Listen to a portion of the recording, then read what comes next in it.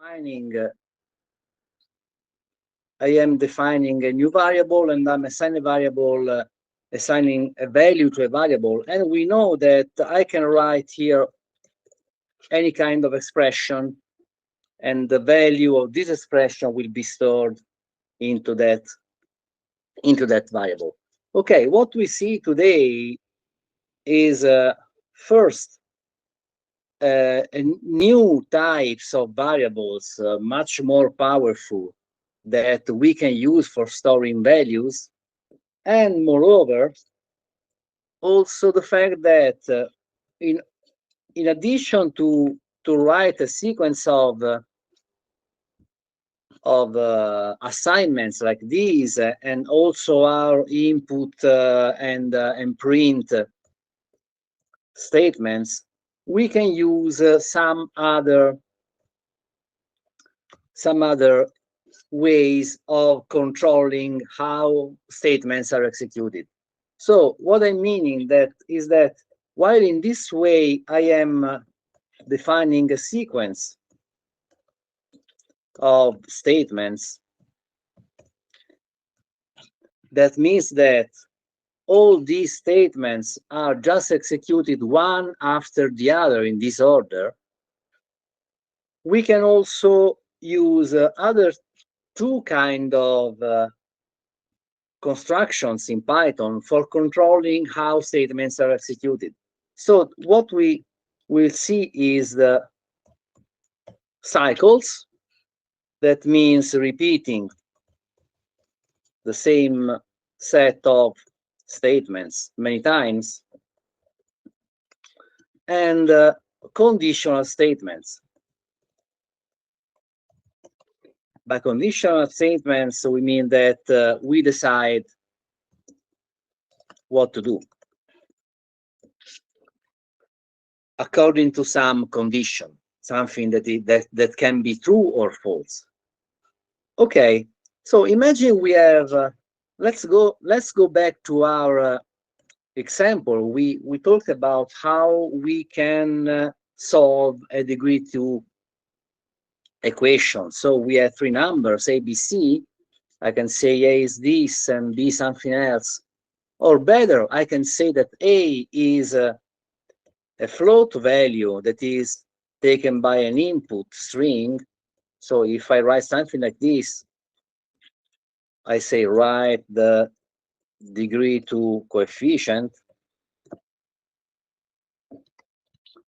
And also I do the same with the degree 1 coefficient and degree 0. So I can just cut and paste this part, and I have C,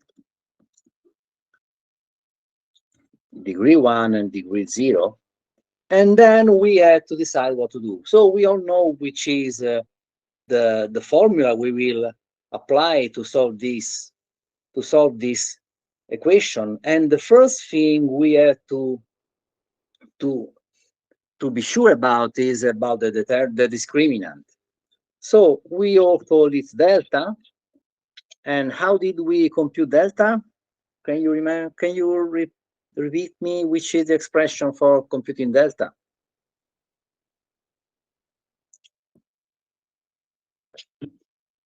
Is there anybody out there? B to the power of 2 minus 4 AC. Great. Perfect. So we can write B times B, some spaces better, minus 4 times A times C. That means whichever values we get from this part of the program, we compute this expression and we just store this expression in delta. This is another. So we have four variables, A, B, C, and delta. Okay, now we have to decide what to do with delta. So there are two possible cases. In one case, we say there are no solutions in the real domain. And the other case, instead, we will go ahead and compute the solutions. Okay, so the new statement we can use here is called an if statement. Here we just write a condition. By condition, we mean a new kind of expression. We will talk a little bit about it now. And which is the condition we have to check now? If delta is greater than 0. Okay. Oh, we should be a bit more precise. Greater than 0 or greater or equal than 0. Greater or equal. Okay, so we will write one expression here that is just the variable delta. This is a comparison operator, and we compare this with 0. So first, I would like to write down what we are going to do.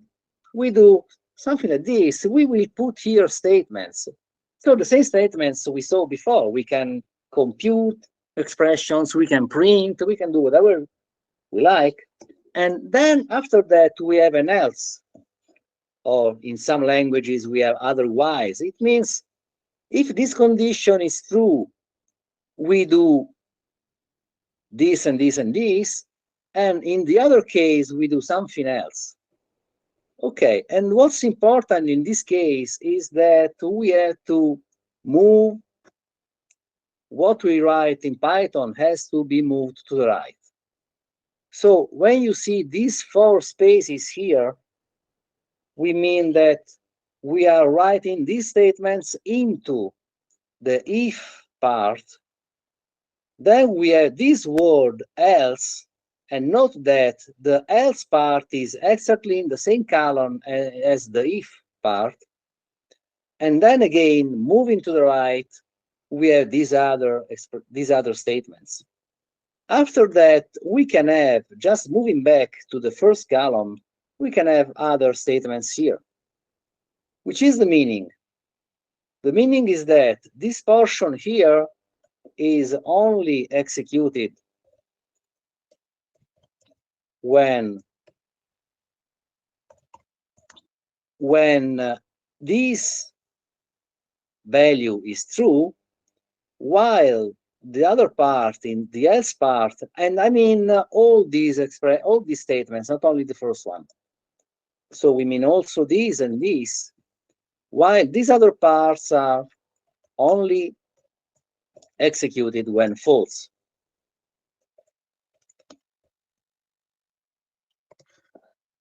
And the same for all the other portions here. What about these lines? These are executed in both cases. Well, so it means that when we encounter a statement like this, we first evaluate this condition. This can be true or false, and you know what I mean by true or false. If delta is a value larger or equal than 0, then this is true. On the opposite, it can be false. And we either go here or we go here. And after that, in both cases, we continue with the following statements. So it's like in a railway. You can decide by turning left or right, and then these 2 trails will join again together and go here. Okay, so what do we do in the positive case when delta is larger or equal than 0? Okay, we have to compute something, so we just write some comment here, and we can say here compute x1, x2, and print, and then we'll think about it later. In the other case, what can we do here if this is not true? We can just print no solutions.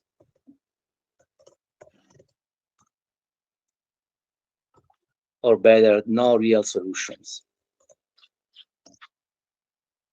And in both cases, we will do something like print goodbye. Okay? Okay, let's now move here.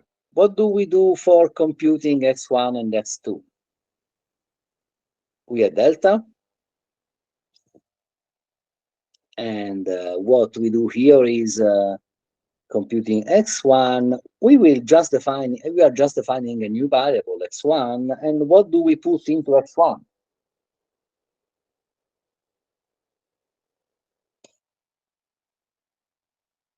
We already have our value into delta, so x1 is minus b. We just write it down as we did in the primary school, in the secondary school maybe. So minus b, and this is plus. We need some more. We had to compute the square root. We already saw it, the square root of delta. I hope I am right in writing here this, and we had to divide it by 2 times 8. Is it okay? And it's almost the same for x2, just by having, okay, we can decide to put minus here. And we also know that in order to be able to use the square root function, we must import the math library like this. Sorry. And after that, oh, you can see when that when going to the new line, I'm just pressing the return now. If I am currently writing in this way, so 4 spaces to the right, and moving to the right is called, I will introduce you a new word. This is called indentation. By indentation, I mean I am moving to the right or I'm moving to the left. And this has a very strong meaning, because moving to the right means that these statements are in the true part. This is to the right. It means that this statement is in the false part. Moving back to the left, like this, means that this is not into the false part, but it is executed in both cases. Okay, so when I'm writing into this in this indentation, and I press enter, I still am in the same column. And so here we can print solutions R, and then xy and x2. Okay, is it clear for everybody? Any question?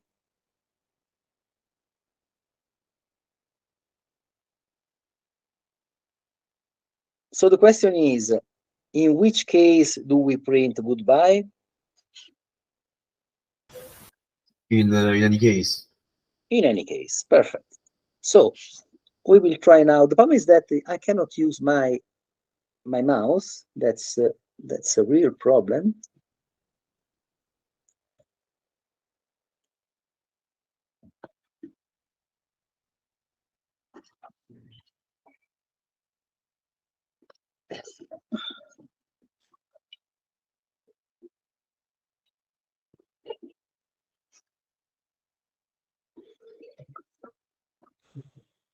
Never upgrade your operating system before doing something really important. So just a moment.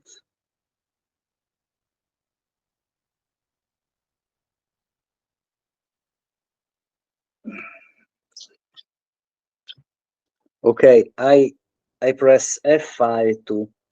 Okay, I am pressing the green arrow. You see the green arrow on the upper part of the window.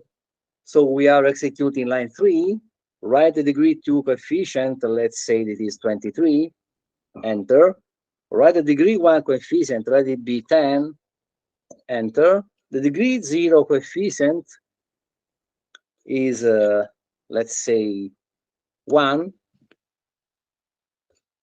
Okay, solutions are these. So we printed, we had the print statement in line 11, and then we had the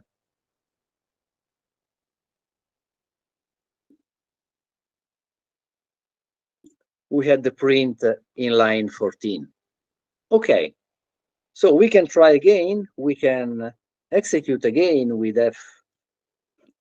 We are still in line 3. I write the degree 2 coefficients, let's say 10.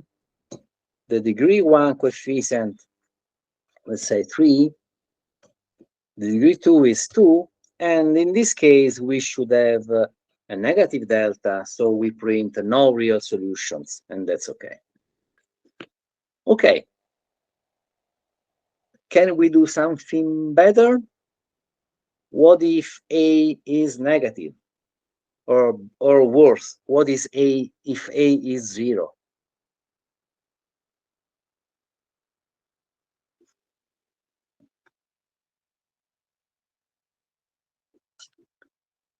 When we are here,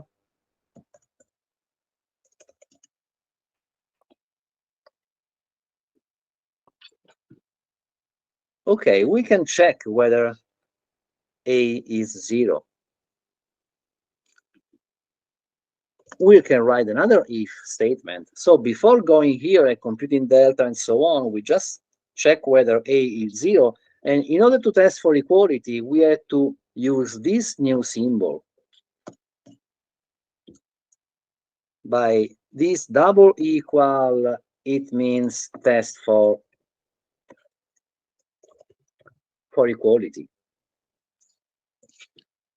And be careful, we will never use this way, because E equal to 0 has a different meaning.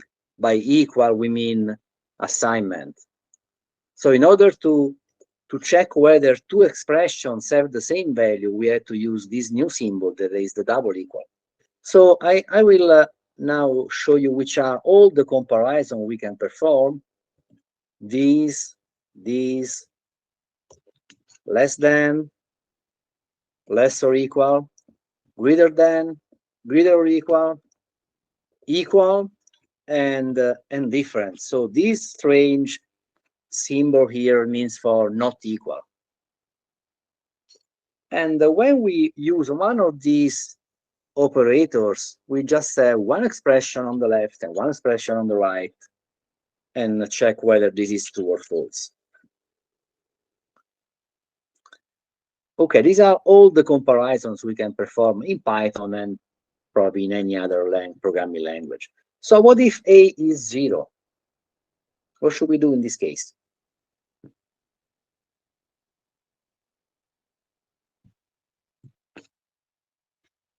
Okay, if A is 0, we can print something like this is a degree 1 equation. And then also print something else. The solution is, which is the solution in this case? Minus B over C. Minus B over C. Okay, we can just compute this expression one all together, minus B divided by C, and print this. Okay, what do we do now? Want we really, after that, if we just write this, what does it happen? It happens that we check whether it is 0, we print this and we print this, and after that we still compute delta and so on and so forth, like in this case. We don't want to do this.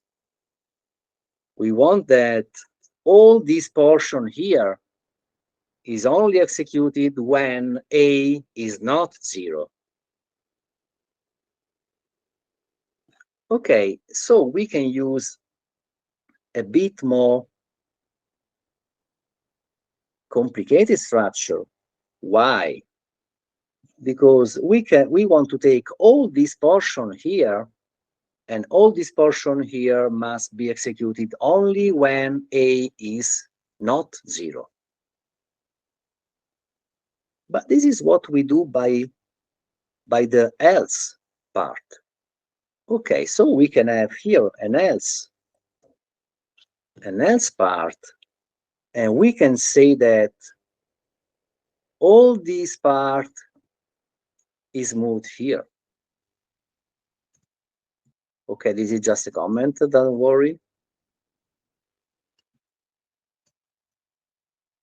All this part is moved to the right. Okay, let's check now what's happening. And look at how important is now indentation. This is indented in this way. What does it mean? This is only done when A is 0. And in the else, all this part is performed when A is not 0. So we first have a choice according to A. Either it is 0 or it is not 0. In case A is not 0, we do this. And when we check another condition for delta, that can be positive or not. Okay? So we can put, we have a big if statement that is all this part. The if statement has a true branch and a false branch. In the false branch, we have this statement that is another if. And in this case, we either go here or we go here. Go back to a railway. We have a first choice, then we can go right or we can go left. On one of these two trails, we have another choice and we can go right or left again. We can branch any number of times. We can decide what to do. In one case, we take another decision on the basis of a different condition. So this is the first condition, and this is another condition. Okay? Well, and now we are done. We can try to perform it again. So I still press the green arrow. Let's try to, what if I write 0 now? If I write 0 now, we will have A equal to 0. B can be whatever we want. C can be whatever we want. And in this case, we go to line 7. The condition is true. And we just have the print on line 8 and then the print on line 9. And that's what happened. This is a degree 1 equation. The solution is that one. Okay. In the other case, if we have a non-zero coefficient,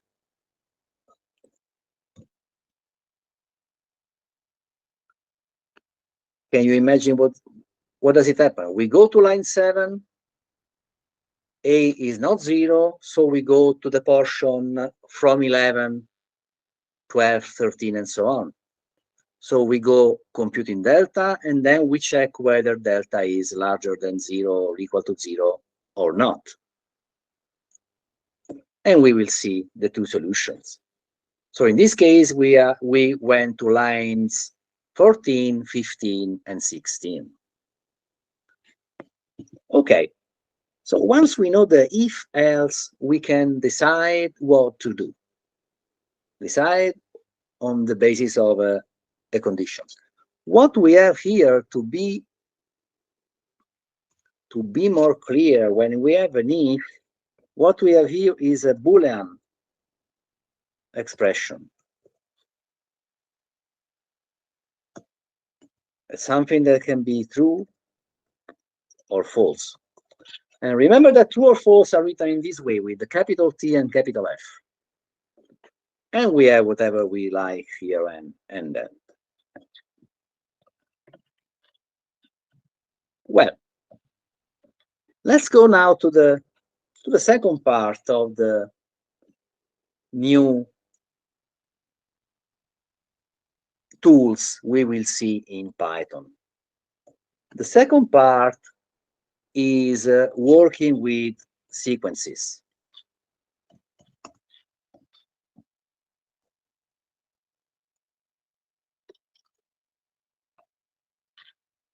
We have several sequences. We already saw sequences, and let me go here to the to the lower part.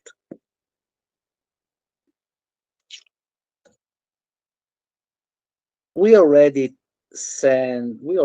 wrote something like this: word equal to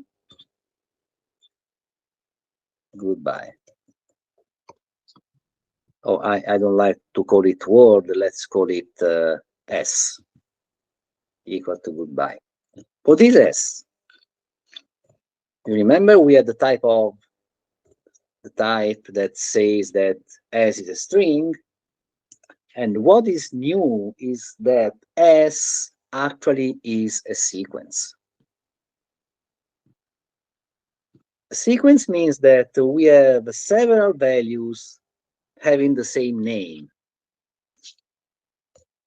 Okay, when we are in front of where we are dealing with a sequence, this holds for several types of sequences. We can use this notation, the square brackets, and we can write here a position that is an integer. And by this statement here, we are just dealing with one element of this variable S. The position means that we are taking one element of this sequence. So if I write here S0, or better S1, what do I get? Which is the element 1 of S? But the element 1, I mean, remember that in this way, we are now in the interactive part, in the lower window, and it is actually as if I write a print. Okay, I can just write an expression, and it is visualized. And we have the character O, the little o. So if I write S2, we have another O. If I write S3, it will be a D, a lowercase d. So what is a bit strange is that we are starting counting from 0. So S of 0 is the first element of that sequence, the G. Okay. We will deal with a more powerful type of sequences that is called a list. And we will use lists a lot. What is a list? A list is a sequence of elements.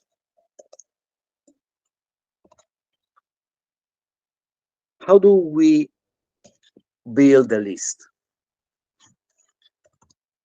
I have a variable, and in order to build a list, I can use these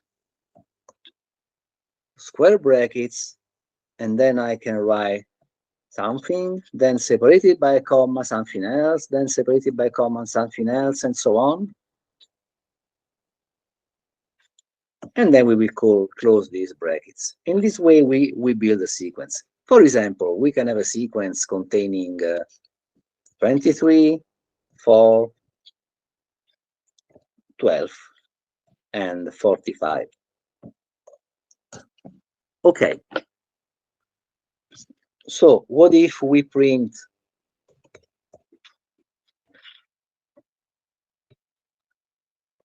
sec of 3? What do we get in this way?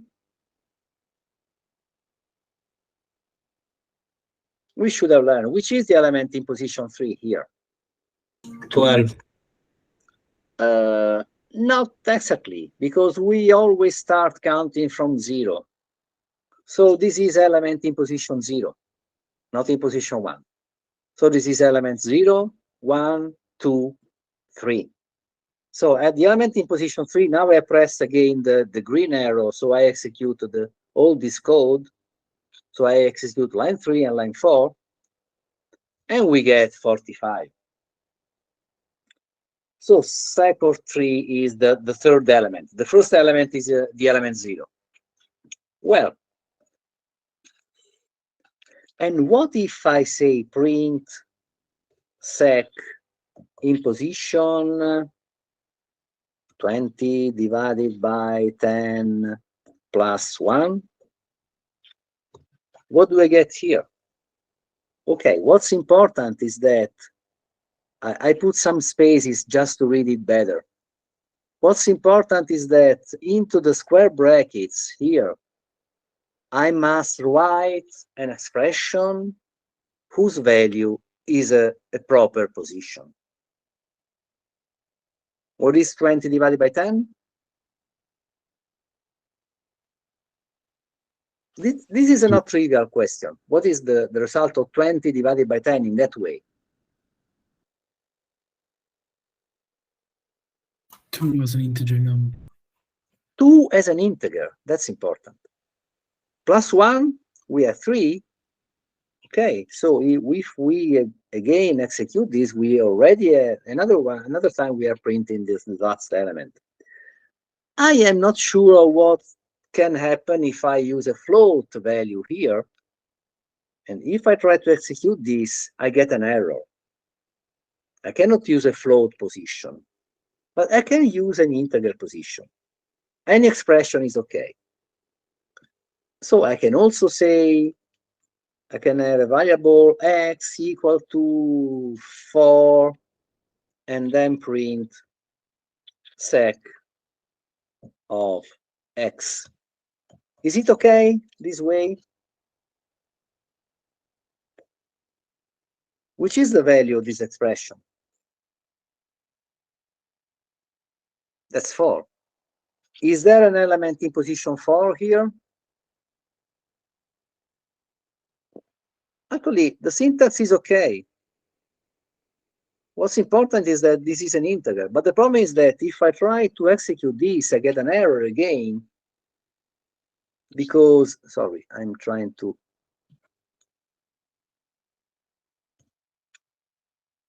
Oh, okay, yes, well, I have an error here. Sorry, I must delete this part here. This is wrong. I again execute this and I get a new error. Look at the error in the lower window. Can you read it? List index out of range.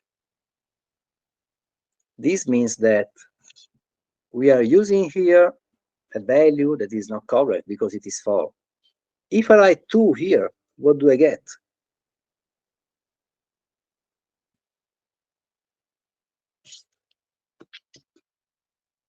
And I am printing 12.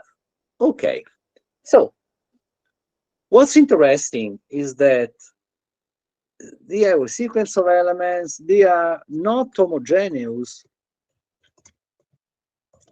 in the sense that we can have integer, float. We can have whatever we like here. I can add here a float value, and I can also put here a string. That's okay. That's perfect. And they are mutable.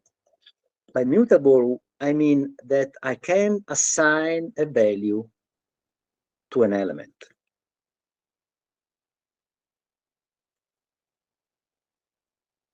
Okay, let's try this. What if I print sec here, then I print sec again, and I'm just execute this part, and I'm printing 2 times the sequence. But if here I decide to change the value of one element, for example, element in position 1, and this is just an assignment. We already know this symbol. We are assigning a value to a variable, and the variable is one element of that sequence, of that list. And I write there this number. You can imagine what's happening. It's happening that first I write the sequence as it was assigned in line 3, and then I print the sequence that has been changed in this way. So that's the result. Okay, just a few words about sequences, and we can do a lot of things on sequences. For example, I always using a print. We can sum up all the items of a sequence. This should tries to sum all the elements.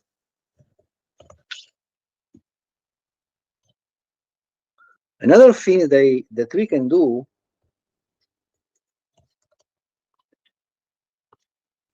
is counting. This is just giving the element, number of elements.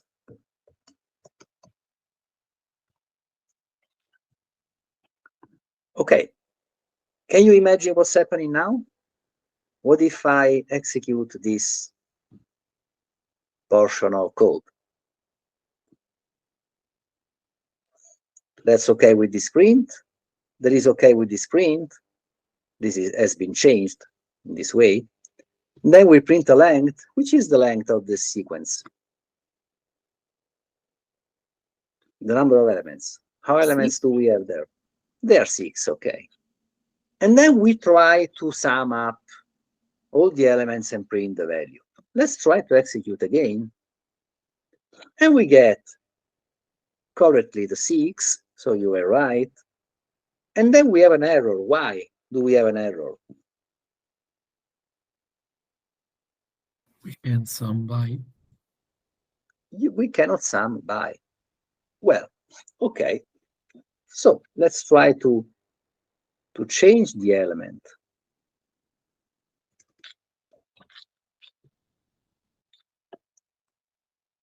Let's put a number here. Well, which is the position of the last element in the sequence? We just have to write here an integer. So we can compute in any manner we like that integer, which is the position of the last element. By, I don't want to count. Yes, I know it is in position 5. I don't want to count them. How can I know which is the position of the last element?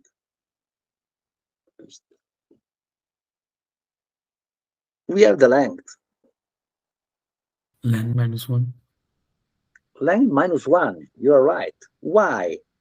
Length minus 1, because we are counting from 0. So I write down here a comment. This is in position 0. This is in position 1. This is in position 2. This is in position 3. This is 4. And this is 5. The length is 6.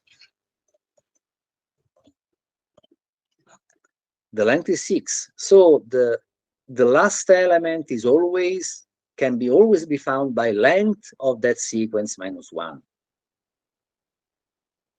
So I can just write down a bit more complicated expression that is len of sec, that is 6, minus 1, that is 5. And this is the last element. And if we want to check it, just print again the whole sequence and then the sum. And it should work now. Okay, so you can see that we just put a 1 in place of that word by. Okay? Well, so we can access an element by the square brackets. We can change the value of an element. So basically, this notion of list is just a very fast way, a very clever way of giving a single name to a possibly very long sequence of elements. Up to now, if we just use simple variables, if I need to store 20 numbers, I need 20 different names. If I want to store 100 numbers, I need 100 names. In this way, I can store any number of elements and give them a single name and then access any single element by this square brackets notation. And this is called an index. That's the index. Well, okay, let us now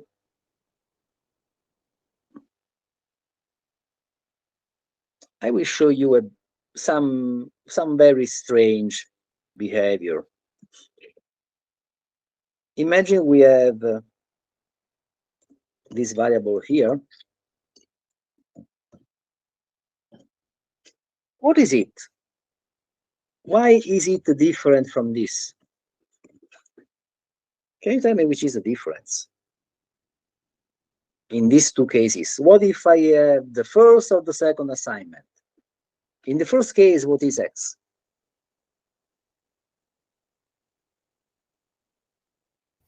The first one is a sequence. Yes, it is a list. Actually, since we are using square brackets, it is a special sequence that is called a list. In the second case, it is just an integer. Okay? So, if I print x of 0 is this. Can you get now the difference between x and x0? X is the sequence, x and 0 is the first element of that sequence. Well, so it's a strange sequence because the length of that sequence is 1. That's the strange matter. Well, and you remember that we had the help function.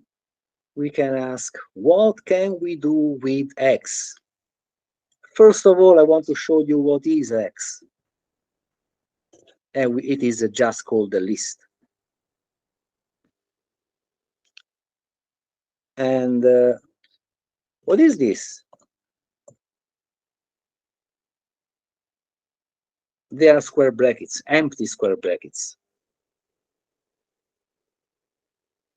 How would you call that? Empty list. It is an empty list. In fact, its length is 0. Okay, if I ask what can we do with a list, we get a very long answer. But what's important is that we have some operations, also complicated operations, that can be done on that kind of data on a list. The first one in alphabetic order, and possibly also the most important, is the append. By append, I mean that I can ask, let's get a list. Okay, X is a list. I can say X dot append. That means add a new element at the tail of that list. So if I write append 44,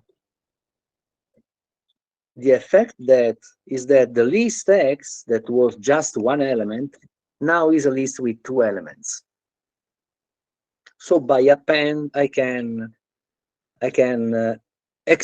enlarge the list, and obviously the length of the list now is 2. It was 0. It was 1 before.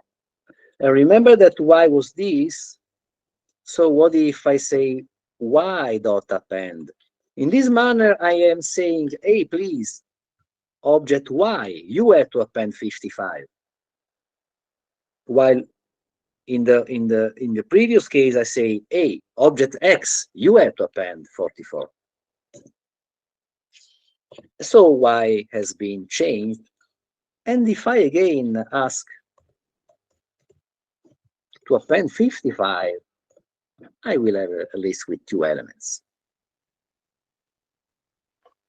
Okay, we have a strange behavior because we can multiply a list by an integer. That's a bit strange. You can imagine 2 different behavior. What can you imagine by multiplying x by 10? X is the list with the 2 elements, 23 and 44. What can happen now? Which can be the result? Try to imagine.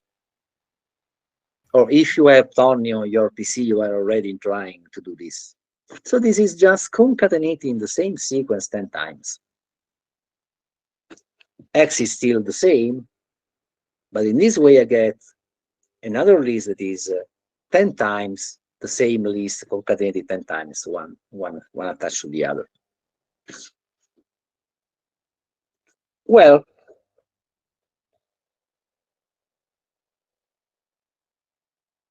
okay, now we try to write a new program, and we would like to read 3 numbers and create a list with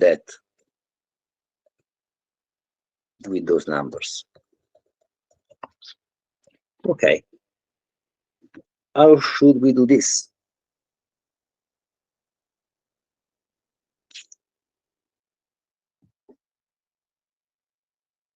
First step, create an empty list.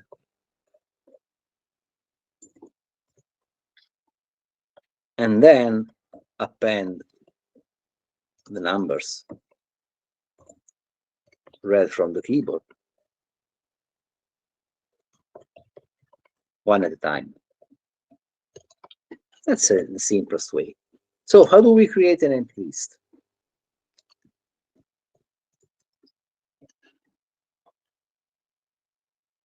That's just a name. I choose my list. That's okay. Or if you prefer my list in this way, why not? We can create an empty list like this. We could also use this is called the constructor. This creates an empty list. This is exactly the same. We can use either this or my list equal to the empty one. It's exactly the same.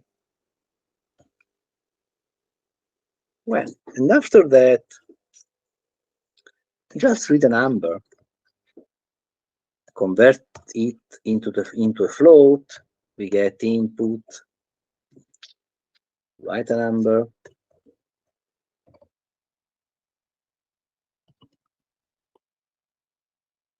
then we get B, the same, write a number,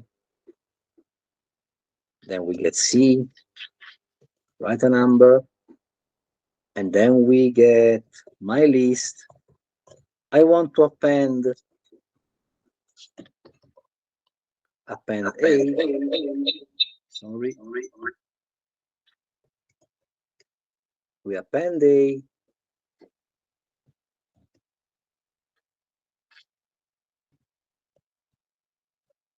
Then we append B. And then we append C. Is it okay? And print.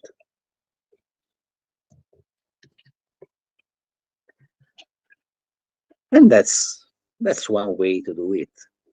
If we try to execute this, write a number 23, write a number 55, write a number 12, and we have this list here. Okay, they are floats. We converted those strings to floats, and we get float values. Okay. Well, what can we do now? Now I ask you to do something. Decide whether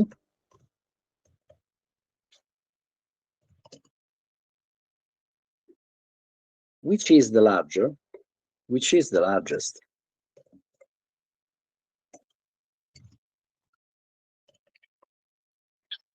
among first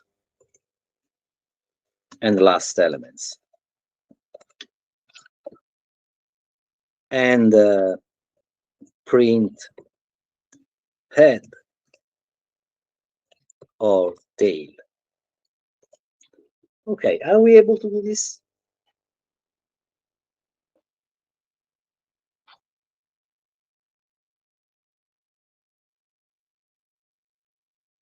We have to decide something. So which statement do we need?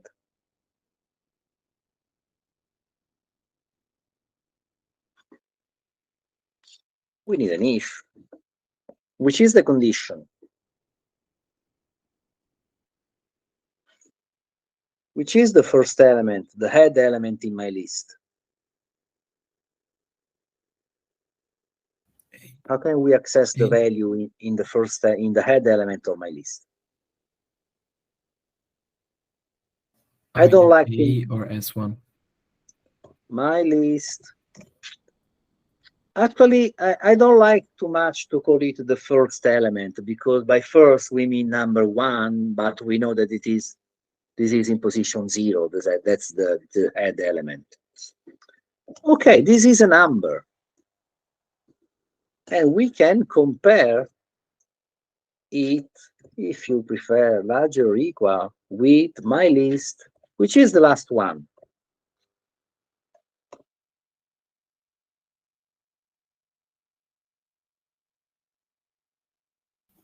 Len of my list -1. Okay, that's great. Actually, there is also a shortcut.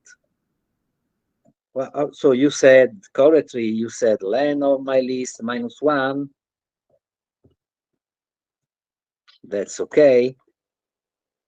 But there is a shortcut. We can just say -1.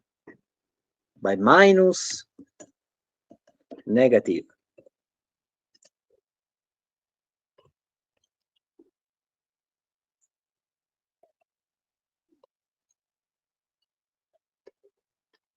-1 is the last element. -2 is the second last element. So we can just say, just print, just write -1, and that's okay. Well, remember that when we write an if statement, the syntax is if, then the condition, and then we need a colon like this. Otherwise, it will be an error. If we put the colon there, then Tony knows that we must move to the right. So in this case, we print head is larger, and then we also write my list 0. And then we move back and we have the else step. And this is, I like to cut and paste, then tail is larger, and we print my list -1. Okay, so what if we try to execute this? We get letter number 4, letter number 2, letter number 6, and tail is larger, and we have 6. Okay, so we can do a lot of more complex programs using the if statement. We can use a list to store more items, but what we need now is some simple way of deal with let's say massive information, or not a number of data that can be large. And so we go to the new part that is dealing with cycles. By cycles, we mean repeat the same statements many times.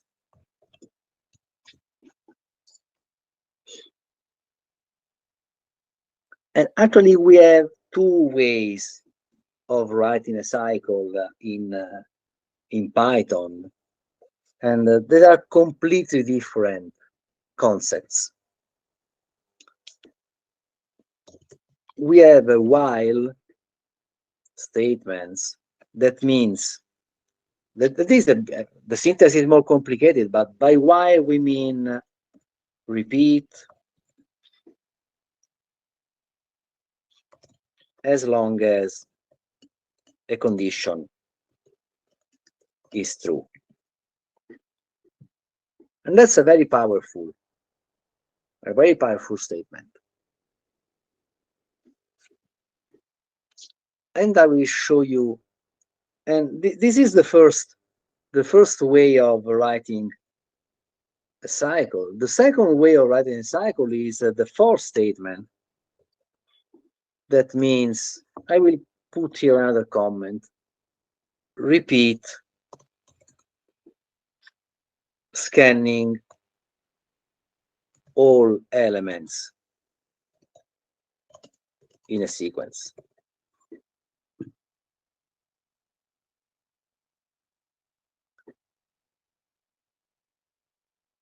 Okay, first of all, I want to show you the while way, sorry. Now I cannot use the mouse, obviously. Okay, here. Well, by while, the while statement has this.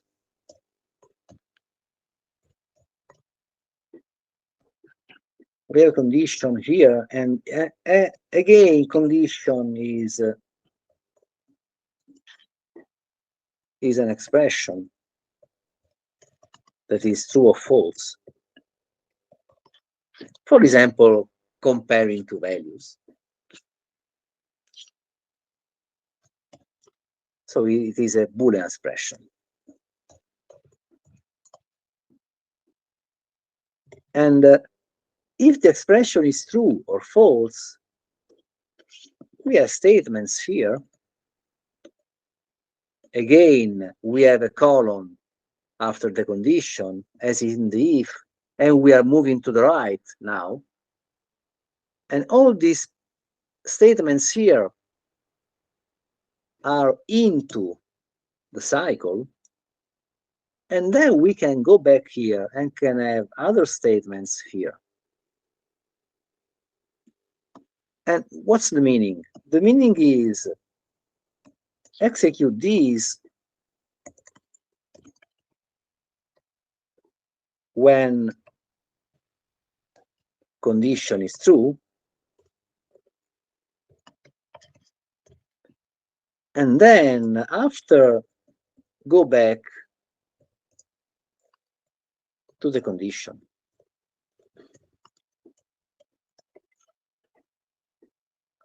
So it means that we check whether the condition is true or false. If it is true, we execute this, then go back. Is it true or false? It's true, and then execute again. Check the condition. Again, it is true, and we execute this. What happens when condition is false? When condition is false, we go ahead with the next lines.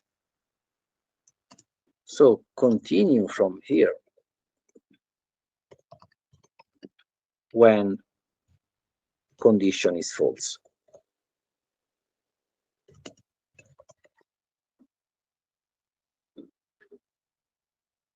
Okay. So the first question, how many times? This is called the body.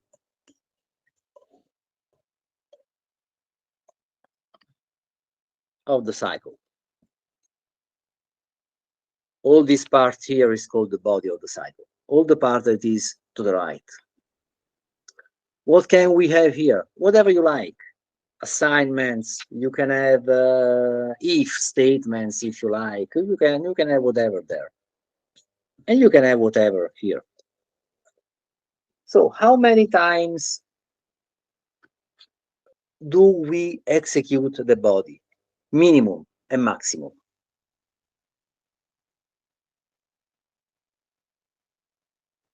Which is the minimum number of times we execute those lines. The meaning is this: check the condition. If it is true, do this. Check the condition. If it is true, do this.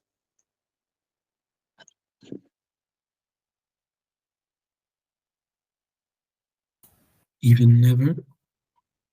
Even never. it is possible that we do it never.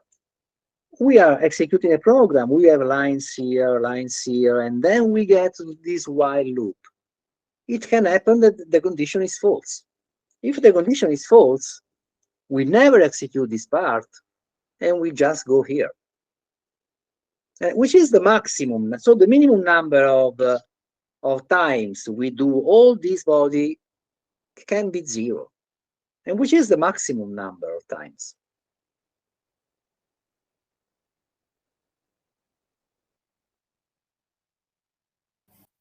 Infinite? Infinite, yes. So the program will never end. It will never end. And that's a really bad situation. We should avoid this. By never end, it means that we have to stop manually that program. Either you see the stop, the red button in the top line of Tony. That's for stopping programs. And it will really work forever if we don't stop it. Well, I would like to use this while loop for, remember which is the syntax. While this is an expression that can be true or false, so a Boolean expression, and then we need a colon. And then remember to move to the right. And moving back to the left has a special meaning. It means that this is no longer into the loop, into the cycle. Sorry, I call cycle or loop, so I should write this word.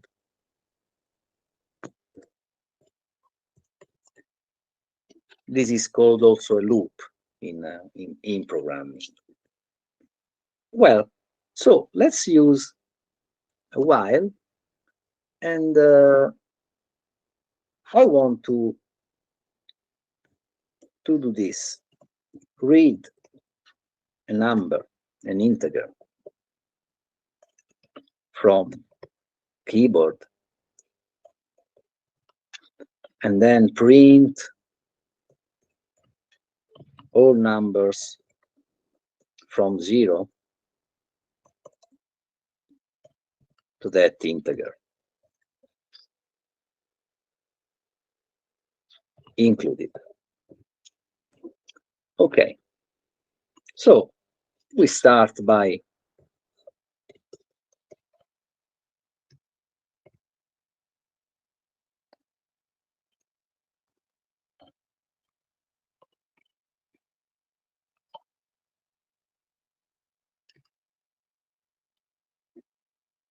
this, and then what do we have to do? We don't know which is n. N can be 3, can be 100, can be 1 million.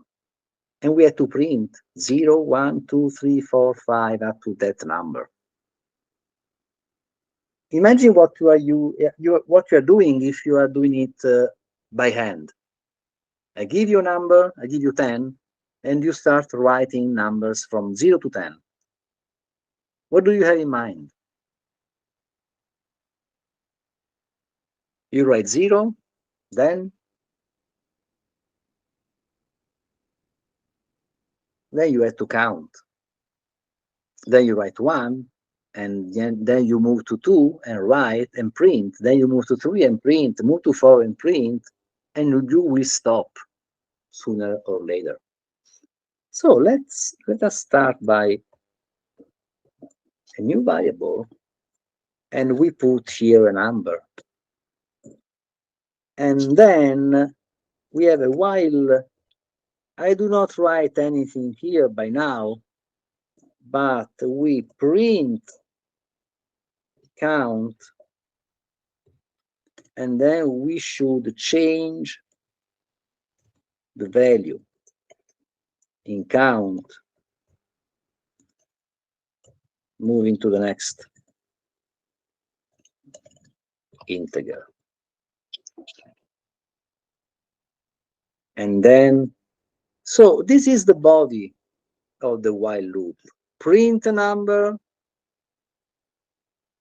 and change that number. Print again and change. Print again and change. So what do we write here?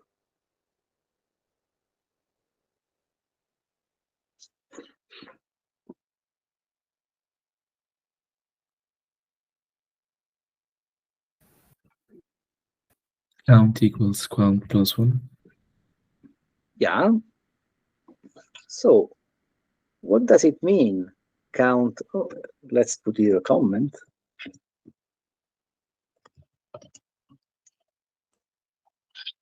What does this mean? This is an assignment. This is an assignment, you see. That means evaluate this expression. What is this expression? It is the value we have into variable count. We add 1, and then we put it into the same variable. So if count contains 3, this is 3 plus 1, this is 4, and we put again into count. In the next execution, count will be 4 and will become 5, and then it will become 6, and so on. Which is the condition we need here? Remember that when true, then we repeat. When false, stop. Or better, when false, go ahead after the loop, after the body. So imagine we write something else here, like print finished, something like this. Okay. Remember that this is out of the loop. This is back to the left, which is the condition that makes we continue repeating the loop.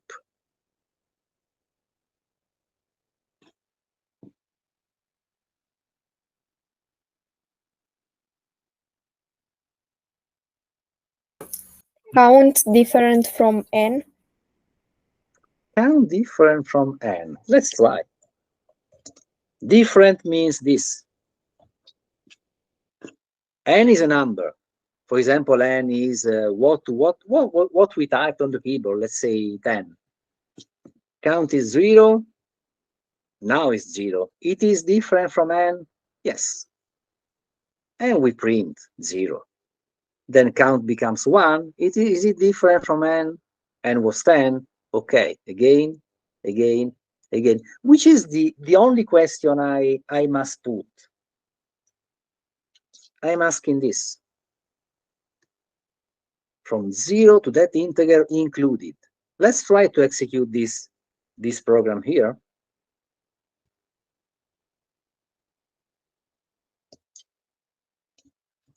Type a positive integer. I type 5, and that's what I get. 0, 1, 2, 3, 4, finished.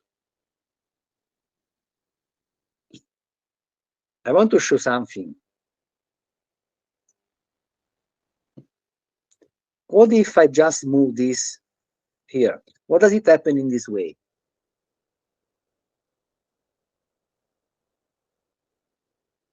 It prints finished every time in between every number. Yeah. Okay, that's great. And what about our program? Is it okay with us or not? So let's move back here. So I print. I don't like this. Why do I? No, I don't like this. What's wrong here? I say print all numbers from 0 to that integer included. So I also want to print 5. If I say 5, I want to print from 0 to 5, not 0 to 4. How can we change this program? The problem is with this condition. In this way, when count is equal to n, what do we do? When count is equal to n, the condition is false. So we do not print that value. But we want to print also that value. So which is the proper condition here?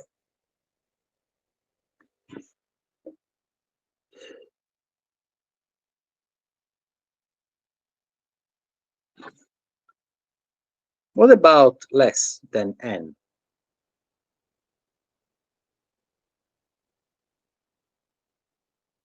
If count is small, we print. Let's try to do it again. It's not correct. No, not yet. 5, and we still have from 0 to 4. So what can we do?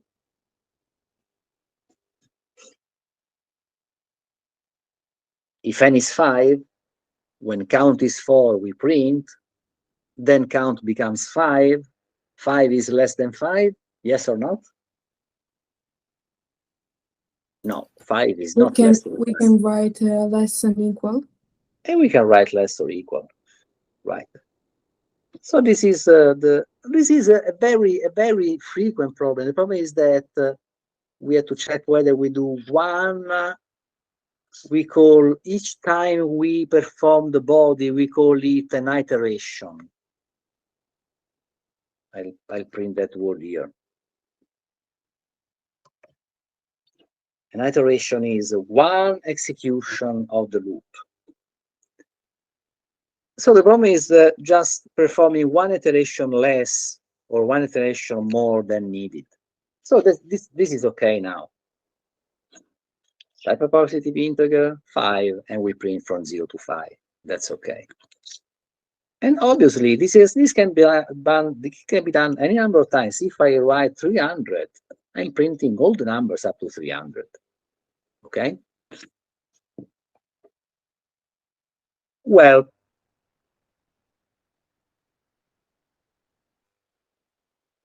and just a little change in this. Read an integer n from keyboard,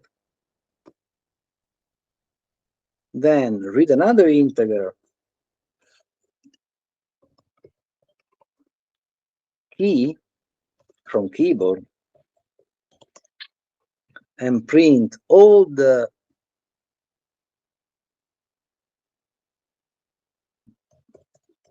multiples of key less than n.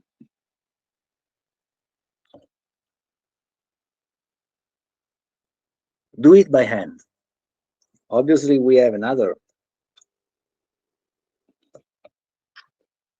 input.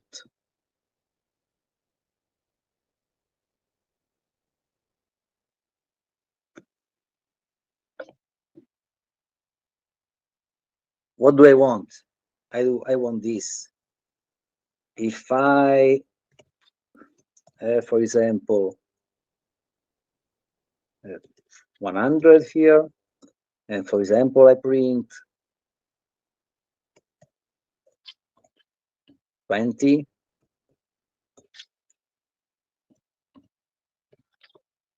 I want to print what?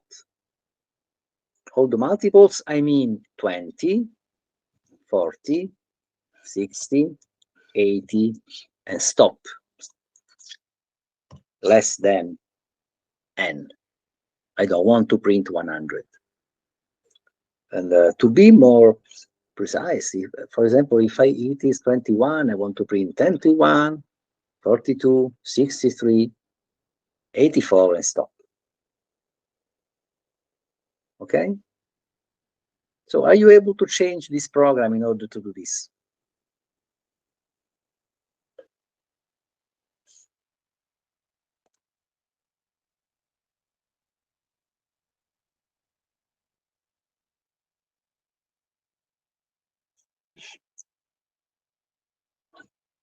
We have a number n, we have a number key.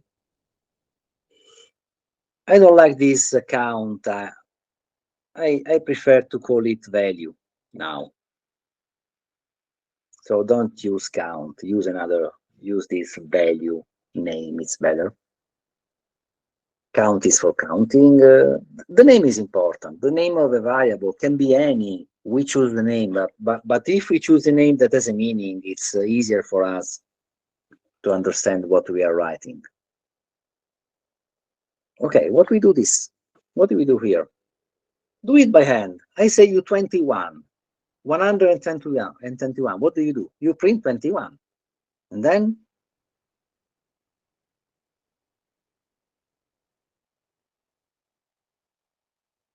so the first value we have to write is just key.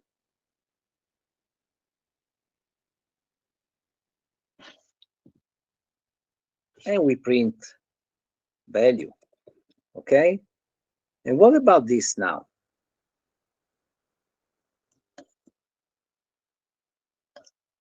What do we do here? Actually, what we write here usually is preparing to next iteration. What do we do to prepare to next iteration? And then we will think about this. Value equals value plus k. Okay, so we have to think about two methods. What we do in the while condition and what we do in line 9. In line 9, what shall we do here? We change the value of this variable. How do we change this? What do we add to value? We add key. So that we will move from 21, we will move to 42 and then to 63 and so on. And the condition here is, remember that when it is true, we will repeat the loop. What about value? Smaller than n. Okay, smaller than n. Anybody was thinking about smaller or equal than n? But we asked less than n. Okay, let's try in this way. I press the green arrow. I type 20. No, sorry, 100 before. Then I type 20. I should see 20, 40, 60, and so on. And we don't see 100. Okay. Well, okay. And now let us move to the other way. Okay, we can do almost whatever we want with this while loop.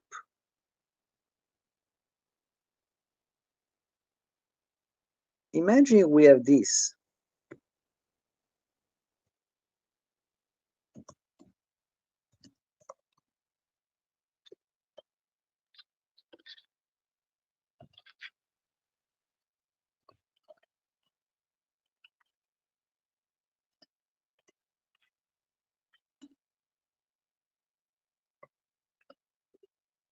We want to print all the items of a list, one in each line. So we want to do, if we have numbers, this is a list.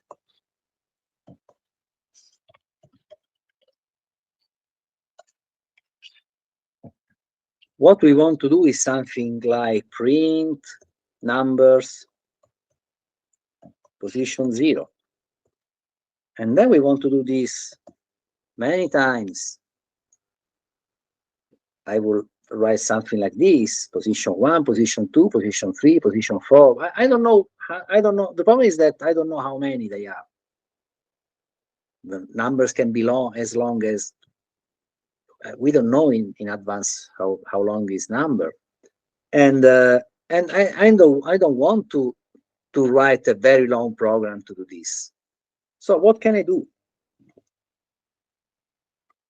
by using a while loop? I would like to write only one time this, and I want to use here a general position.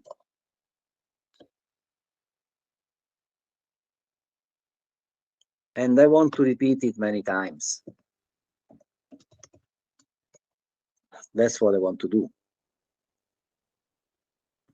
And I want to do it many times, changing position. Okay? So what can I do using a while?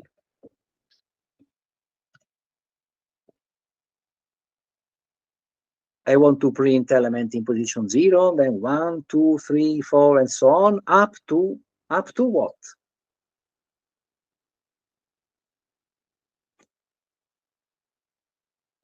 Length -1. Length -1. So position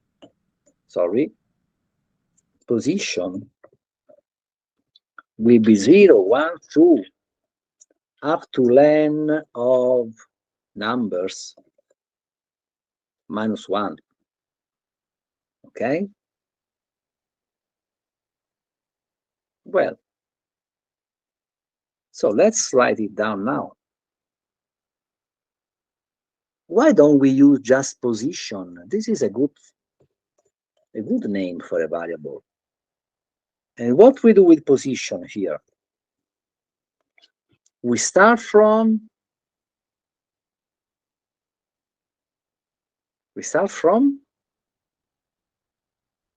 0. 0. So the first time we will write the numbers in position with element in position 0. And what we do here?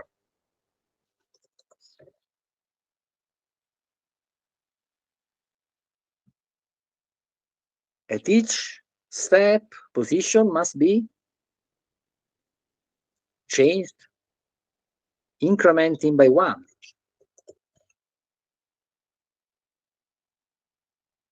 And what is the condition here?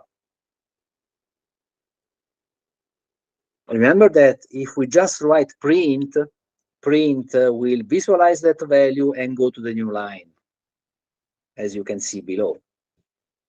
And which is the condition here?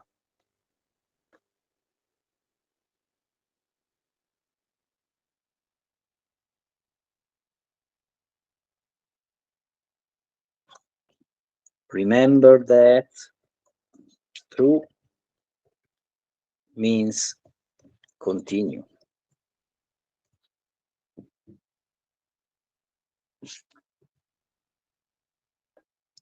If you prefer, think about when do we stop the loop?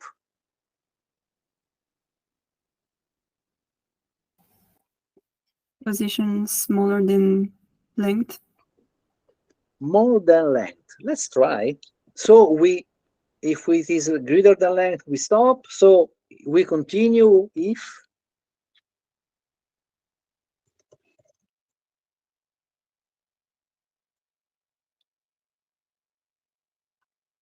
is it okay this way?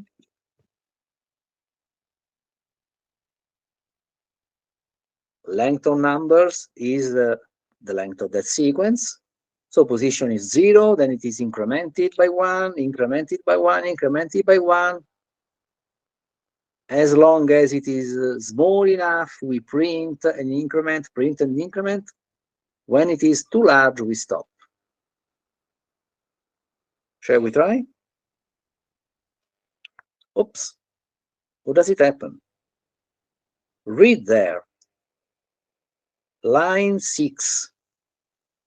Index error, list index out of range. What's happening there? We printed the first element, the second, the third. We printed 54, which is the last element, and then we go out of range. Which is the position of the last element? Is it len of numbers? Remember that if the length is 6, the element goes from position 0 to 5. The last element is length -1. So which is the error here? It should be just less. We must stop a bit earlier. Yes, less than length. From 0. If we are acquainted in counting from 0, if you have to do something 10 times, you count from 0 to 9. 10 not included. The elements in the sequence are from position 0 to length not included. So the last element is less than length of numbers. The position is just less than. So as long as we are less than the length, we are done. After that, we are out of the sequence. And it's okay. I still press the green arrow, and that's okay. So it works, whichever is the length of, if I write here any length, I don't care which is the length. It always works. Okay? If numbers is this, for example, it still works. And what's happening? What does it happen if I forgot? If I forgot to write this? If I just delete this, what does it happen?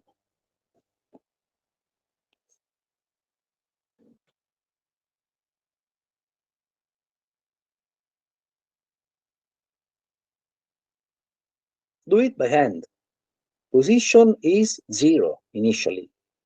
The condition is true. I print the element in position 0. Then we go back to line 5. Position It is prints still only 0. the first element. A bit worse than printing only the first element. Much worse. It prints the first element forever. Since I cannot use the mouse, I don't want to do it, but if I press the green arrow, you will see 34 forever. And it will never stop. So I cannot stop because I cannot press the red button. But if you try to do this on your PC without incrementing position, it will always print the element in position 0, and then position 0, and then position 0 again. And position will never be larger or equal to length, because it will be 0 forever. Okay, this is an infinite. This is called an infinite loop. Okay, so I'm really sad that I cannot use the mouse, so it could be a problem to stop the program. Well, let's do something a bit different now. And I want to change this. We have a list. We want to, even if it is already available in Python, we want to compute the sum of all elements. Okay, we have the sum function. We could just say print sum of numbers, but we want to do it by hand. So imagine that we do not know the existence of this function. Okay, again, do it by hand. If we want to sum up all the numbers, what do you do?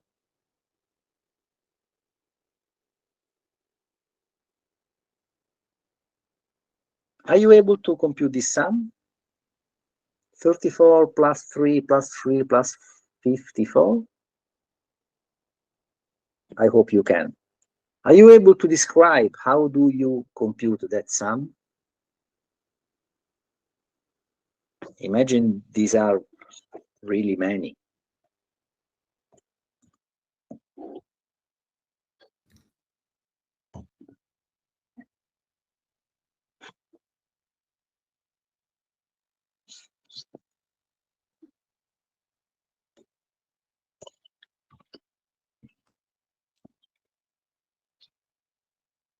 Oh, remember that here we had to change.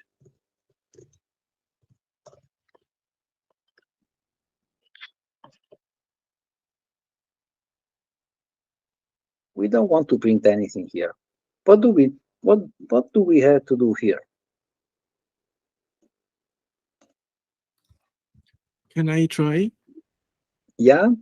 Okay, so we create a variable at the beginning before the while, and we can call it whatever we want and assign 0. And then for We each assign 0. yeah, and then inside the while we just add the value of that increase We increase total by the number that we take from the list, obviously. that is number in position. Okay. And then at the end we can just print it out of the while. So we have to do this, increase total by. To increase total by, we write again total equal to total again, what we had before plus number position. Okay. And then we have to print the total. What do? We can either print here or we can print here. What do you prefer? I guess the first one, because this will print it like many times. Yes. Otherwise, actually, this can have a meaning. This is called the cumulative sum. So we sum up the first element, then the first and the second, the first, second, and the third, and we have all the totals. But we only want it one time at the end. But we can check in both manners. Okay. It will not work. Try to read the error. Which is the error? Line 8. Line 8. That's important in line 8. Name number is not defined. What does it mean? I guess because the variables was named numbers. It was numbers. Yes, obviously. So we had to go here. This is numbers and not number. These are the stupid errors we can do anytime we write a program. We all do these errors. Okay, if I try to do this, that's okay. It's 109. Oh, we have a first print, which is in line 3, sum of numbers that we know that it is correct, and so we know that our total is correct as well. Okay? Well, a bit different. Compute the sum of the first half of the list.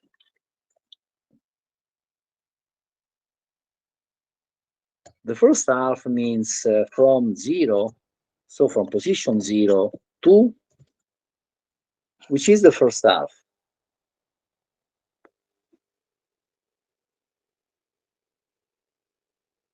Okay, we just have to stop in a different position. Instead of up to length of numbers, we go up to the half the length.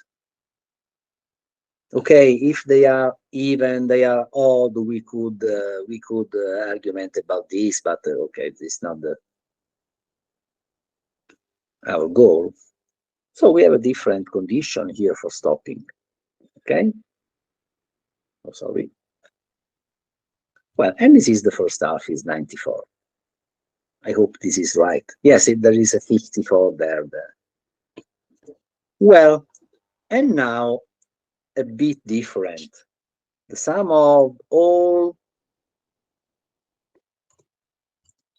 the positive elements. Imagine we have minus 54 here. Let's get rid of this print sum. We don't like this. That's a bit different.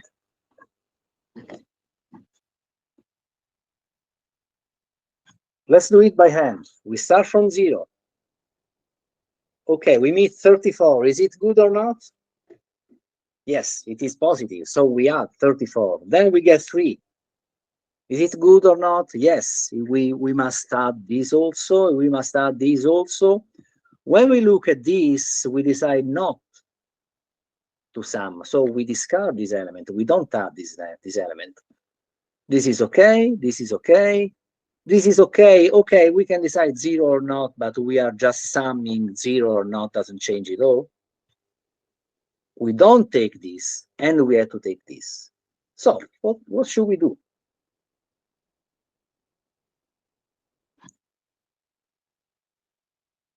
We start from total that is 0. We start from position 0. We go up to the end. So we get rid of this. So we go up to the last element.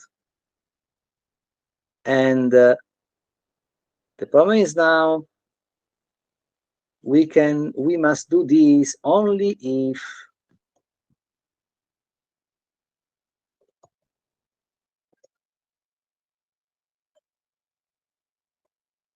only for positive elements. So what should we do here?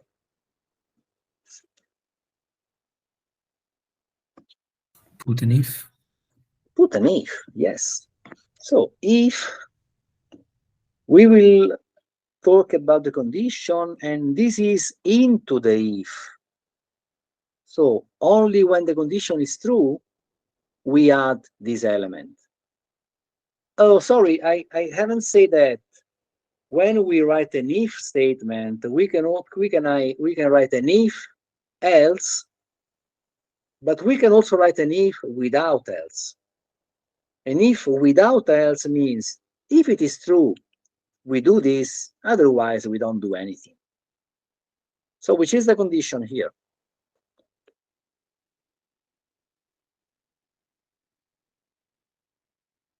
Numbers position greater than 0.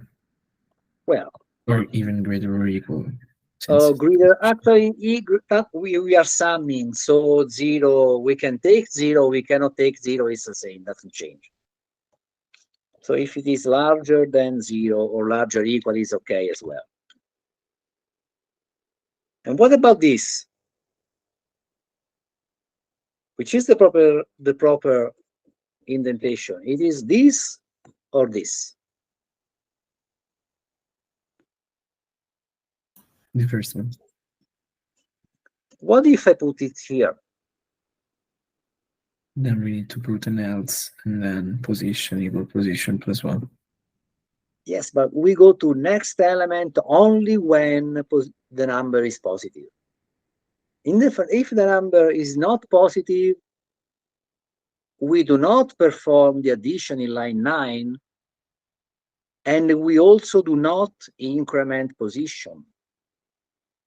So when we are, what happens when we are here? This is negative. We do not change total. We do not change position. And then we go back to the while in line 7. Position is still the same.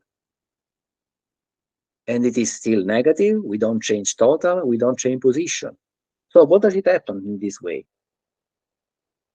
We add 34, then we add 3, then we add 3, then we do not add 54 forever. In the next loop, we are still dealing with this. In the next loop again. So the while loop will never stop. So the error is that we can decide whether adding or not to total, but in any case, we must increment position. Okay, let's try to execute this. Number is not defined. What's the problem? Still numbers here. Okay, these are the positive elements. Okay, so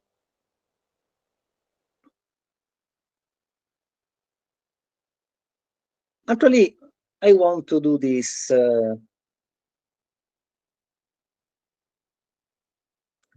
in a more clever way. So, any question about the while loop? If I ask you to count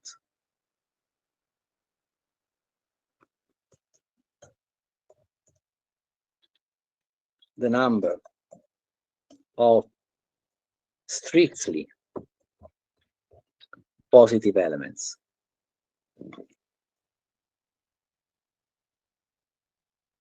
as usual, do it by hand. we are counting the positive element. We start from 0, then we say, okay, 1, okay, 2, okay, 3. I don't want to count this. Okay, 4, 5, no change, no change, 6. So, what do we change here? First of all, I don't want to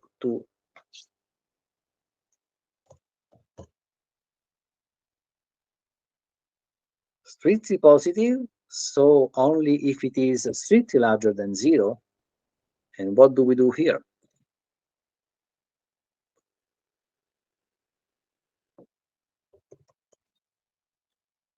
Count.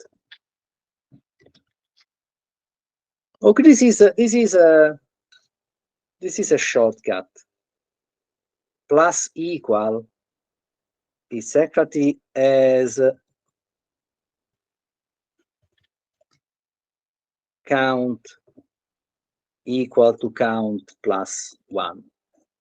So if I had to take the value of a variable and changing it into the same variable, I can just write plus equal, or we also minus equal or star equal. Means takes the same value and change by some value and put it into the same variable.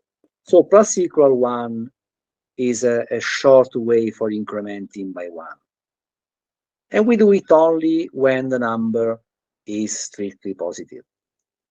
And obviously we have to print count.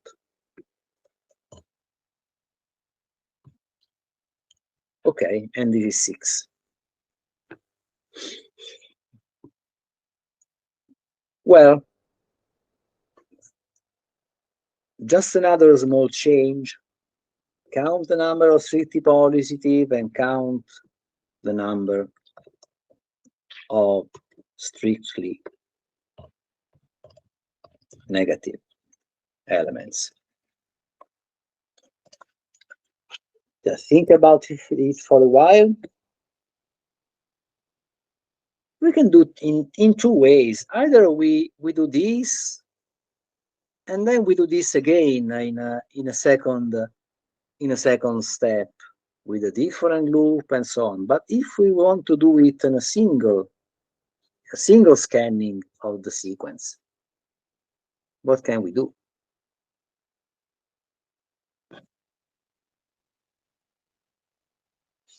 What are you doing while scanning the sequence? We say 1, 2, 3, 1 negative, 4 positive and 1 negative, 5 positive and 1 negative, nothing changes is 4 positive and 2 negatives, 6 positive and 2 negatives.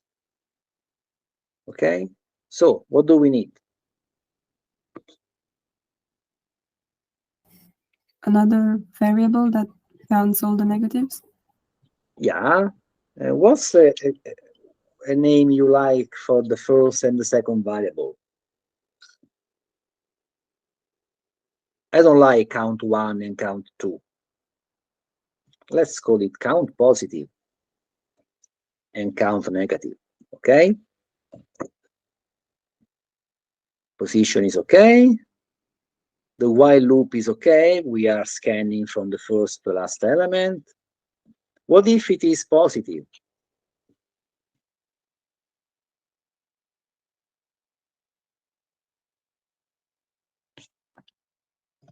We increment count positive. And what else?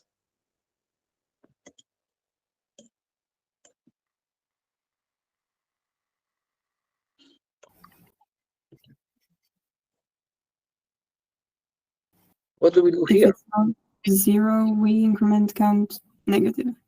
Yes, but we have to check whether number, the same element, if it is less than 0, we increment.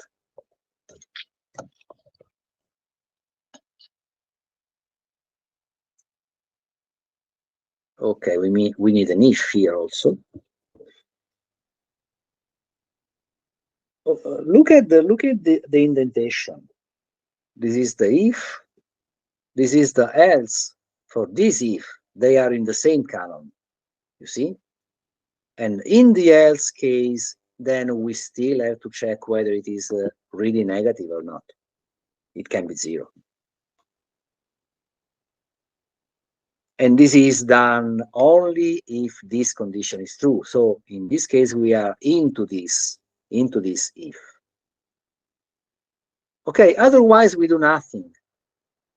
We could also put here an else, but in this case, we don't have to do anything because it is not positive, it is not negative, we don't have to increment anything. And in any case, we go here and increment the position. Or there is just a shortcut for this that is elif. And we write it this way, but it doesn't, we really don't need this. So we can still write in this way.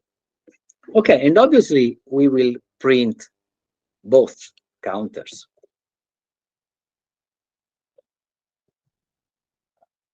And whatever you like for making it readable. So you can print any message you prefer. Okay, and it seems that it doesn't work. We still have numbers, so I really should change that name. Okay, CX and 2. If you want to do it on 2 different lines, I would prefer this. Count pos positives and count negatives. Okay, and this is a bit better. Oh, sorry, cut and paste only means error. By cut and paste, then you have to remember to change what has to be changed. So I'm printing again count positive, and that's okay. 6 positive and 2 negatives. Well, just to close this, I want to show you how to put it into a more usable way.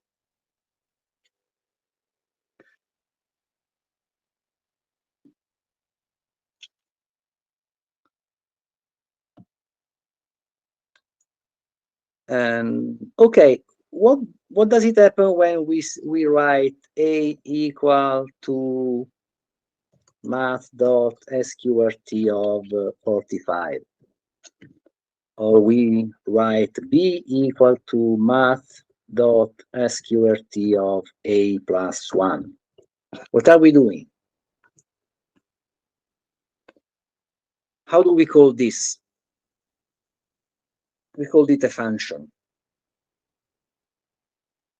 What we are doing here is that we are giving 45 to the function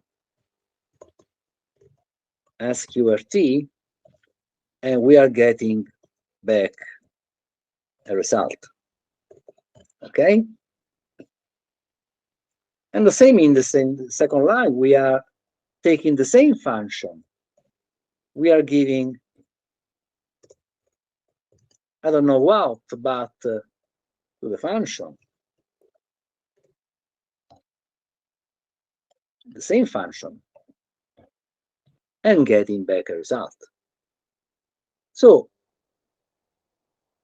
somebody wrote some piece of Python program to compute square roots, and we can use the same function many times.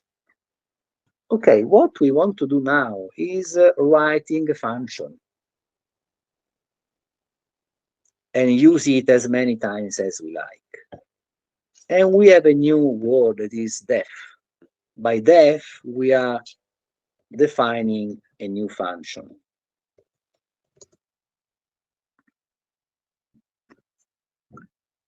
Imagine we want to compute the average between 2 numbers. We can write a function. We call it average of 2 numbers, and we still have this column. We are defining a new function with two arguments, or better to say parameters.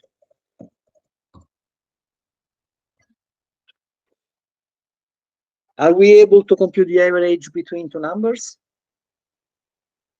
Do this? What is the average between A and B?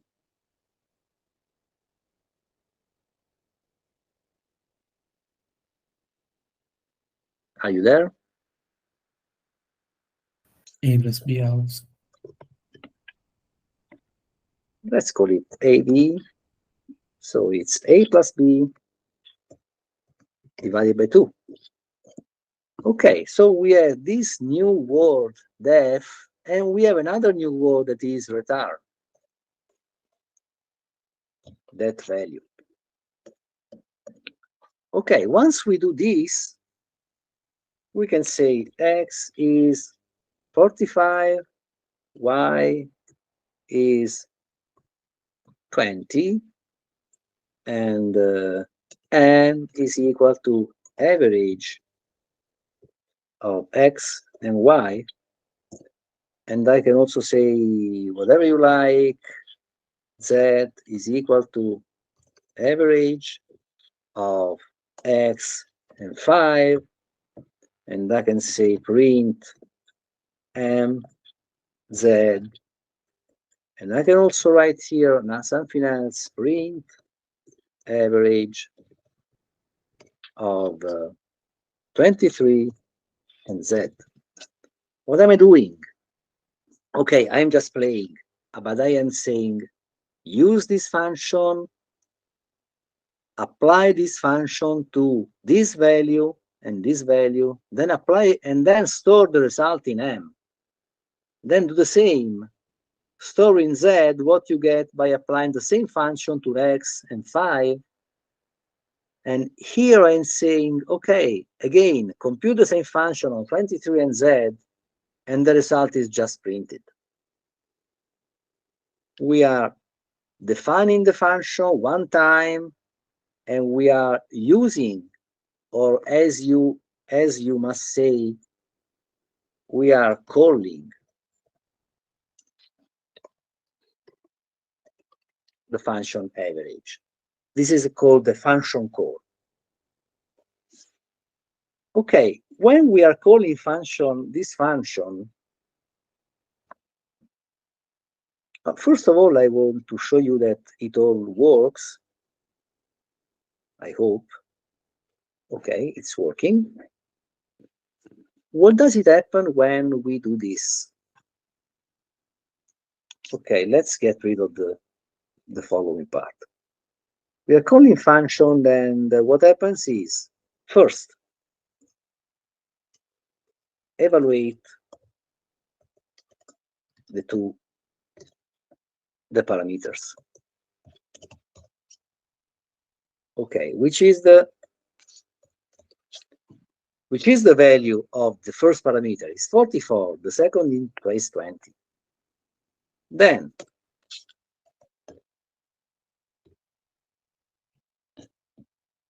we suspend the program and execute the function. The first step, that's the most important, is that we copy the parameter values into, in this case, we called it A and B.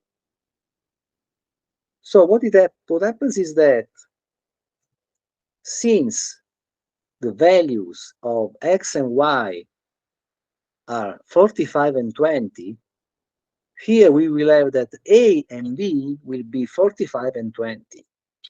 So we will use 45 and 20 in this computation. If we call the same function by using different values, A and B will be, this other time, A and B will be different values. So what we are defining here is that these two parameters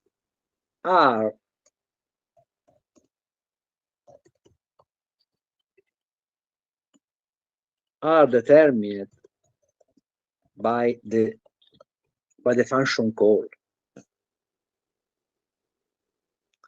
So when we are writing this function here, we do not know which is A and which is B. We hope they are two numbers. Otherwise, we cannot do the sum and the division.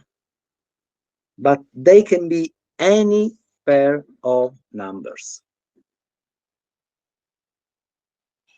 If I write another function call as there was before with different values, I will call the same function and A and B will be different values. Okay, after that, we copy the parameter here, and when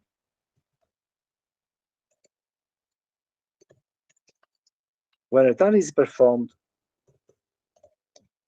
go back to the calling program. So when we call a function, we stop for a while, do all this computation. The return value is the result of the function. Okay? So I would like to, sorry, just a moment.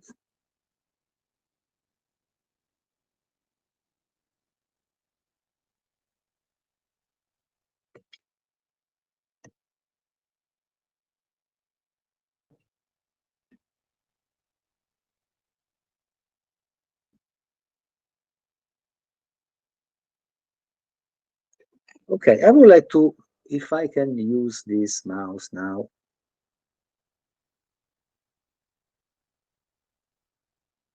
To go here and we first say the program, and okay, let's save in any place. So, oh, sorry, I cannot use the mouse, so it's really hard now.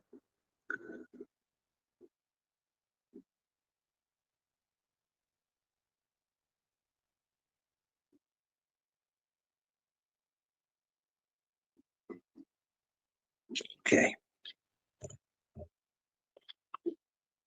I save the file. And now I am just pressing this button here, debug, the current script that we already saw. We are executing step by step the program. But first of all, I have to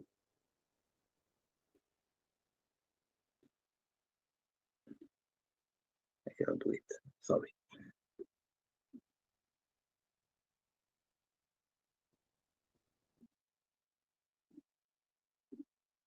Okay, we were here. Then I press the middle arrow here, if I can find it. Okay. So X is 45, and I cannot close that window, but you will see on the right that X is 45, then Y is 20. Then we are calling average, and be careful here. We are calling the function average. X is an expression, the value is 45. Y is 20. Then we call the function average, we suspend executing line 9, and we go to execute this other function here. And what's happening here, looking in the lower window, we have A that is 45 and B that is 20. We go ahead, we compute A,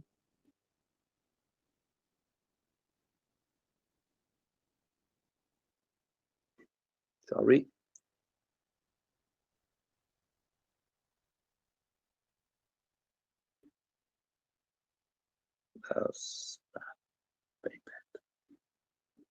okay, I'm really sorry, but without having the mouse, it's really hard to.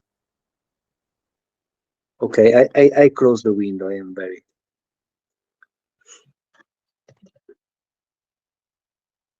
I'll try to get again this. Yeah.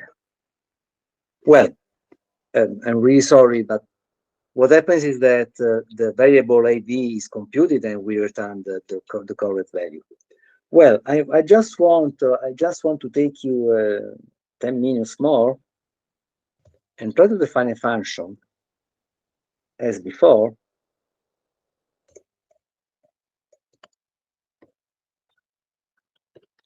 Found sum of a list.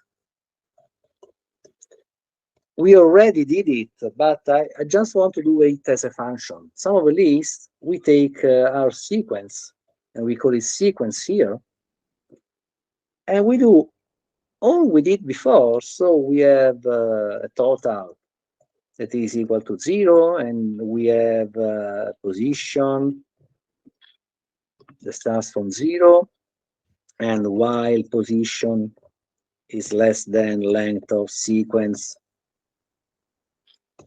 we do exactly what we did before. We increment total by sequence position, so this general element. And what do we do at the end? Oh, remember to increment position. And what we do at the end is that we do not print anything, but we just return what we computed. Okay, so here we can have a sequence, and we can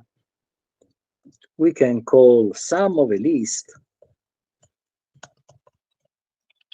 and giving, sorry, this is the wrong.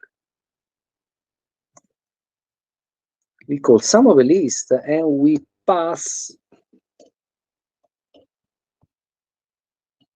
x as a parameter. That's what we say. And we can print T1.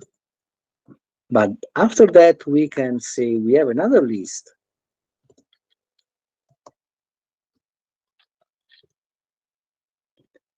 And we can say, okay, T2 is, again, we call sum of a list.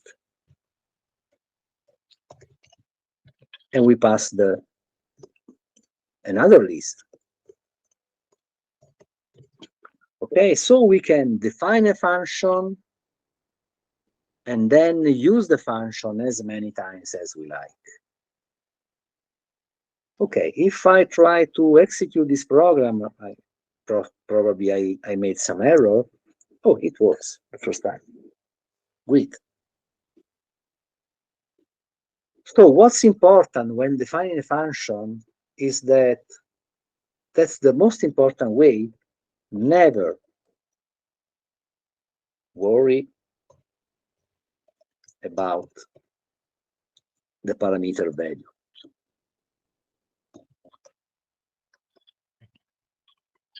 So what you will never do is writing something sequence equal to something, because in this way you are destroying the parameter value. I am calling sum of a list using x, so the first time sequence is x, and you don't have to change it. So this is what you don't have to worry about giving a value to that. The value of the parameter is just the value you have in the call, either this or whatever you have in the call. So you can try to take all the problems we have already solved on a list and translate them into a function. So we counted the positive element. Okay, write a function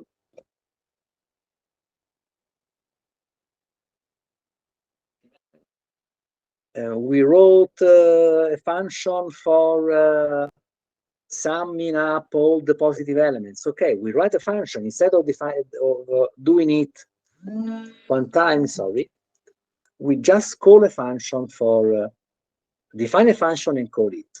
And I want to propose you a couple of functions to be written.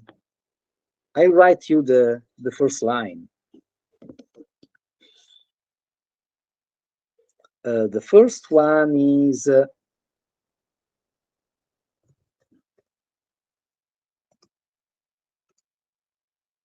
this: count large values. You have a sequence here, and you have a threshold. And what you have to do, I write here a string with three quotes that has a special meaning. Then we will talk about it next time. And you have to return the number of elements larger than threshold. So you do whatever you like, and sooner or later you will end up with return something. And for example, I want to call it in this way: x equal to count large elements. And I give you a list. For example, I can also write a list like this here.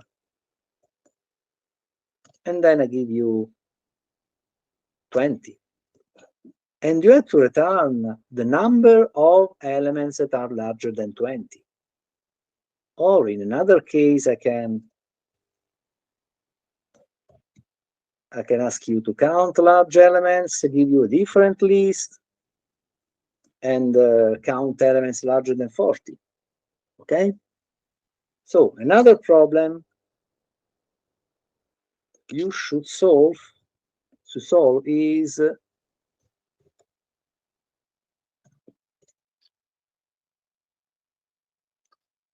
it's a bit strange.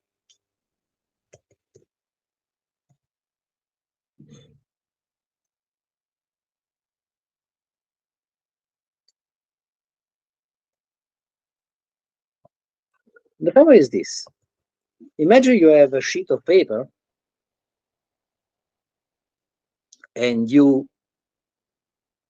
it is say 1/10 of a millimeter, and you fold it in two, which is the thickness now. It is 2/10 of a millimeter. Then you fold again, and it is doubling.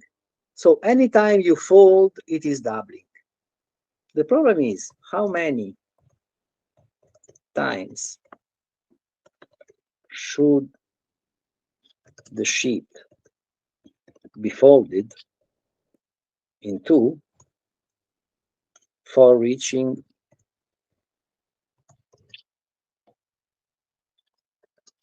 the goal. Okay? And you have to count and return.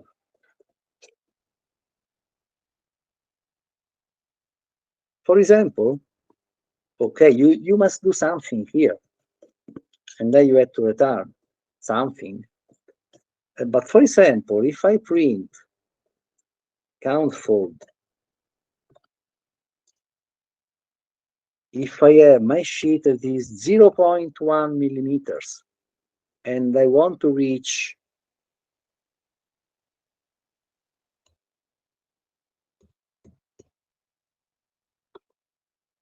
1,000, what does it mean? I start from 0.1 millimeter and I want to reach 1 meter. So, okay, how many fold do I need? If you write the correct program, it should be about, I'm not really sure about the real value, but should be about 14. Yes, it should be 14. And you can use this for decide how many folds are needed. We have a 0.1 millimeter sheet.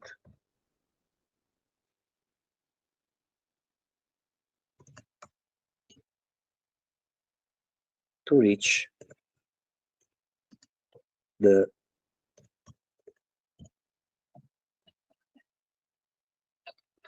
distance from the Earth to the Sun. Okay, we assume we can fold the sheet of paper how many times as we like, so obviously it's not possible. But imagine you can double and double and double. And that's what I would like to know. Okay, so sorry to be so late today, and I will send you more exercises to do on this, and also I will send you some other material because we didn't talk about another important cycle, but we should talk about it. Actually, today we have not so much time to talk. I am really sorry for my problems with my PC. Okay, any question?